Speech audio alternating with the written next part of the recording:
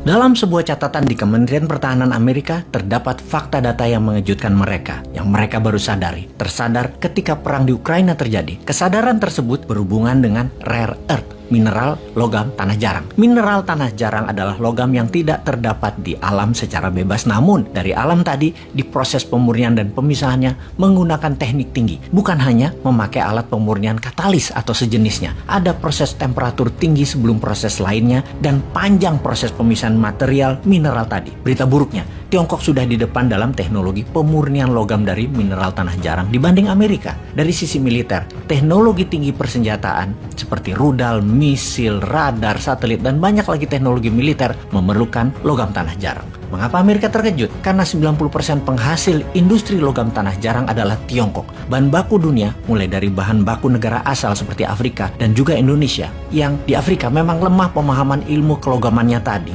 Misalnya, dalam pikiran pejabat di Afrika, disangka Tiongkok itu waktu mengangkut nikel, yang dapat cuma nikel doang. Kalau yang diangkut timah, ya yang dapat timah doang. Tidak, ada litium, ada uranium, ada thorium ikut keangkut tetapi dihargai nol karena ketidaktahuan akan mineral ikutan lainnya. Di Afrika sering terjadi seperti hal ini. Intinya sekarang Tiongkok menguasai 90% logam tanah jarang yang kebutuhan utamanya adalah untuk high-tech permesinan, digital teknologi, alat komunikasi medis, mesin pesawat terbang, dan banyak lagi kebutuhan yang dikuasai Tiongkok. Amerika hanya bisa memproduksi 10% kebutuhan tanah jarang dunia. Di sisi ini, logam tanah jarang, Tiongkok pegang kendalinya. Mengapa di awal kalimat Kementerian Pertahanan Amerika kaget? Kaget ketika menyadari bahwa Rusia punya senjata yaitu minyak dan gas sebagai alat tawar dengan Eropa dalam perang Ukraina. Dan Tiongkok bisa pakai alat tawar rare earth sebagai kunci mengalahkan atau perang melawan Amerika. Kita ke Taiwan sekarang. Ketika dialog di Singapura tentang pertahanan wilayah Indo-Pasifik baru-baru ini, Menteri Pertahanan Tiongkok mengatakan dengan lantang yang mana belum pernah terjadi dalam sejarah Tiongkok. Para pejabat utamanya dari mulutnya mengatakan perkataan yang agresif dan ofensif, yaitu menyerang. Kalimatnya adalah kalau Taiwan menyatakan kemerdekaannya dan menyatakan lepas dirinya dari Tiongkok, Tiongkok akan serbu Taiwan. Sahabat, kita semua tahu Taiwan memisahkan diri dari Tiongkok zaman Partai Kuomintang yang nasionalis di bawah Chiang Kai-shek yang bersih tegang dengan Partai Komunis Tiongkok sejak tahun 1927, yang kemudian terjadi perang saudara di Tiongkok yang dimenangkan Partai Komunis Tiongkok di bawah Mao Zedong. Kemenangan tersebut membuat berdirinya Negara Republik Rakyat Cina 1 Oktober 1949. Chiang Kai-shek, pemimpin Partai Kuomintang, bergeser ke Pulau Formosa yang kemudian hari bernama Taiwan. Karena itu sesungguhnya hingga saat ini Taiwan itu belum negara. Taiwan secara niat sejak 1949 mereka berpisah, memang berniat menyatukan kembali Tiongkok daratan di bawah Partai Nasionalis dan akan menumbangkan komunis Tiongkok. Itu cita-cita sampai saat ini. Di sisi Partai Komunis Tiongkok, Taiwan adalah Tiongkok yang harus diambil dan masuk ke Tiongkok komunis. Xi Jinping, pemimpin Tiongkok saat ini, sangat berambisi mengambil balik Taiwan. Karena itu, Taiwan kalau ingin merdeka, menjadi negara bebas, menjadi negara yang independen, Tiongkok pasti serbu. Inilah mengapa Amerika mendukung Taiwan dan bermain api dengan Xi Jinping dengan kehadiran Pelosi. Menantang apakah Tiongkok serius akan mengambil Taiwan sebagai one country kembali? Atau kita tanya, mana nyali Xi Jinping? Kata-kata akan menyerbu Taiwan, apakah terbukti atau hanya kata-kata ancaman saja? Karena sejak saat pertemuan dialog di Singapura, Tiongkok gelar latihan di Selat Taiwan sudah 3 kali dalam 12 bulan ini. Bahkan 1 bulan yang lalu sampai kelilingi Taiwan. Amerika pun di sisi lain mendekatkan armadanya ke Taiwan dan kapal induk Amerika 2 kali melewati Selat Taiwan yang memisahkan daratan Tiongkok dengan Taiwan. Lalu, minggu lalu, Nancy Pelosi, ketua DPR-nya Amerika, salah satu agenda perjalanannya akan mendaratkan dirinya di Taiwan. Tiongkok ngamuk dan mengancam menembak jatuh pesawat Pelosi yang puncaknya Biden bicara dengan Xi Jinping 2 jam 7 menit yang hasil pembicaraannya cukup mengejutkan dunia dan membuat senang New Mind dengan mengatakan Pelosi tidak jadi berangkat ke Taiwan. Ternyata tetap mendarat di Taiwan lewat jalur Filipina. Agaknya Amerika akan membuat Taiwan menjadi Ukraina kedua. Zelensky jadi boneka NATO dan Amerika memprovok Rusia yang pada akhirnya dilayani oleh Rusia beneran.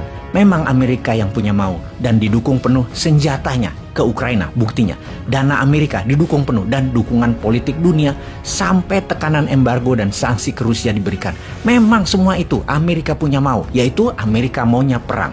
Sekarang di front line, dibuka Amerika. Pelosi mendarat adalah wujud Amerika membohongi Tiongkok setelah Biden dan Xi Jinping bicara panjang dan membuat Tiongkok percaya Pelosi tidak ke sana sebagai bentuk dukungan politik Amerika ke Taiwan. Kata-kata itu ternyata hanya tipuan belaka oleh Amerika. Pelosi tetap mendarat dan ini tamparan di muka oleh Amerika kepada Tiongkok. Entah apa yang dibicarakan oleh para penasihat Biden, yang pasti Tiongkok marah sekali pada Amerika, ditipu dan ditantang. Beranikah Tiongkok action? Ini yang dikatakan New main senang karena Amerika berani terbuka menantang Tiongkok. Hal yang sejak tahun 2019 Bosman katakan, awalnya perang dagang, akhirnya perang militer. Akankah terjadi? Apakah Tiongkok akan membuktikan Amerika bukan negara hebat lagi? Apakah Amerika takut dengan rare earth Tiongkok yang akan digunakan Tiongkok sebagai senjata seperti gas dan minyak Rusia terhadap Eropa? Melihat hal itu semua, inilah peluang buat Indonesia. Inilah masa Indonesia menyalip di tikungan untuk bisa sejajar atau melebihi Amerika dan Tiongkok. Strategi bernegara dan strategi luar negeri kita sebaiknya diubah. Ini peluang untuk Indonesia menjadi berdaulat. Ayo lakukan segera, Pak. Gua ngomong sampai kenceng ngotot gitu.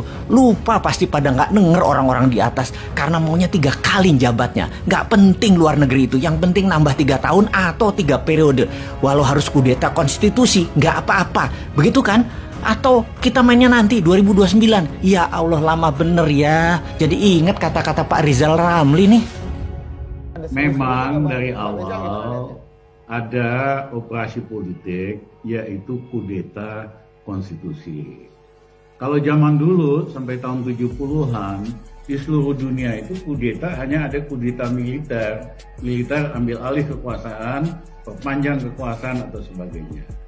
Tapi tahun 80-an dikenal istilah kudeta konstitusi.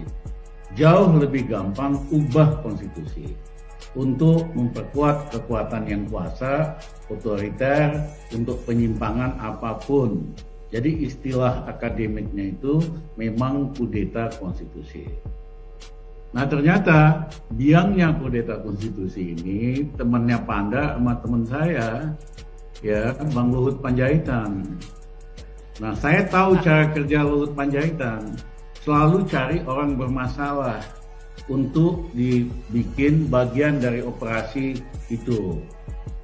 Istilah dia sama saya, ini dia pernah ngomong sama saya, jauh politiknya tuh hitam putih. Kita itu perlu politik supaya kita orang bermasalah, kita pasangin tali di hidungnya kayak kerbau supaya bisa diperintahkan kiri kanan. Inilah modus operasi daripada teman saya Luhut Panjaitan. Waktu itu dia ngotot agar supaya Jokowi pilih Novanto jadi ketua umum Golkar. Kalau saya masih di dalam biasanya Jokowi nanya sama saya, Mas Rizal gimana nih gini? Jangan Mas, Novanto itu banyak masalah, nanti kita sibuk ngurusin limbahnya aja. Akhirnya Bang Luhut ngajak saya makan siang, "Jal, lu bantuin dong. Karena Jokowi pasti nanya sama lu nih soal begini." Ya, bantuin apa? Lu bantu dong lobby Jokowi supaya dukung Novanto jadi ketua umum Golkar. Dia bilang, "Gua kagak mau." Dia bilang, "Lu Jal, politik lu hitam putih. Kita itu perlu orang bermasalah supaya kayak kerbau dipegang hidungnya." Saya bilang, "Bang, jangan samain gua sama lu. Kenapa? Lu otaknya mah nggak bener kok." Beda sama kita. Tapi kita memang teman lah, bisa ngomong kayak gini. Sama aku, sama Panda, sama Effendi, biasalah ngomong to the point. Nah, operasi politik itu menggunakan orang-orang bermasalah secara hukum, yaitu pasien rawat luar dari KPK. Namanya Muhaimin Iskandar, namanya Jul, namanya Erlangga Hartarto. Tiga-tiganya punya masalah hukum, ya. Jadi mereka gampang diarahkan supaya dukung kudeta konstitusi ini.